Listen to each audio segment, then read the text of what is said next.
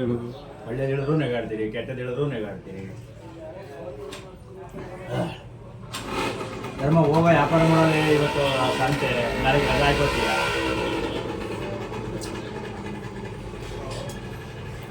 ಏನು ಕೆಲಸವೂ ಇಲ್ಲ, ಕೆಲಸ ಬಂದರೆ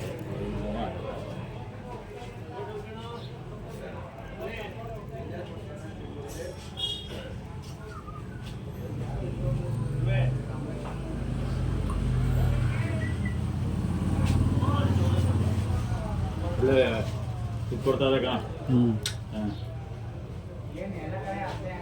ಹಣ್ಣು ತೊಳ್ಕೊತಾ ಇದೀನಿ ಸರ್. ಊಟಗೀತ ಮಾಡ್ಬಿಟ್ಟ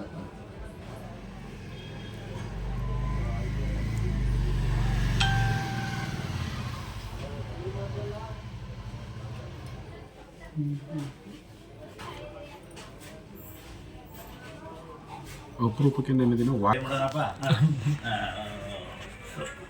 ಸುಮಾರು ಒಂದು 3 ಅವರ್ ಮಾಡಿಬಿಟ್ಟೆ. 30 ಕಿಲೋಮೀಟ್ರ್ ಮೇಲೆ ಜಾಸ್ತಿ ಮಾಡಬಾರ್ದು ಹಂಗೆ ಒಂದೇ ದಿವಸ. ನಾನು ಯಾವಾಗಲೂ 3 ಅವರ್ ಮಾಡಿದ್ದೆ. ಈಗ ನೀನು ಹೊಸದಾಗಿ ಫಸ್ಟ್ ಅನ್ಕೋ, ಈಗ 1 ನಾಳೆ 7 ನಾಳೆ 10 ಹಂಗೆ ಮಾಡ್ಬೇಕು. ನೀನು ಒಂದೇ ಮಾಡ್ಬಿಟ್ಟು ಡೌನ್ ಮಾಡ್ಕೋಬಾರ್ದು. ನಾನು ತೋರಿಸಿ ಹೆಂಗೆ ಮಾಡಬೇಕು ಅಂತ ತೋರಿಸಿ ನಂದ ಅವ್ರ ಫೋನಲ್ಲೇ ಬರ್ತದೆ, ನೋಡೇ ಇಲ್ಲ ಅವರು.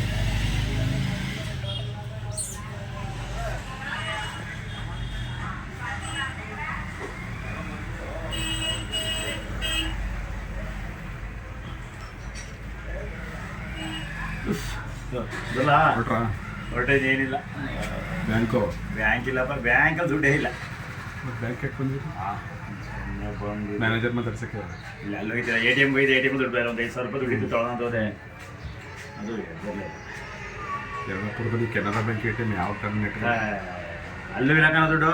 SBI ಅಲ್ಲೂ ಭಾಗವತ ರಜೆ ನಿಂತಿಲ್ವಲ್ಲ. ರಜೆ ಇಲ್ಲ, ಕ್ಯಾಶ್ ಬರ್ಬೇಕಲ್ಲ.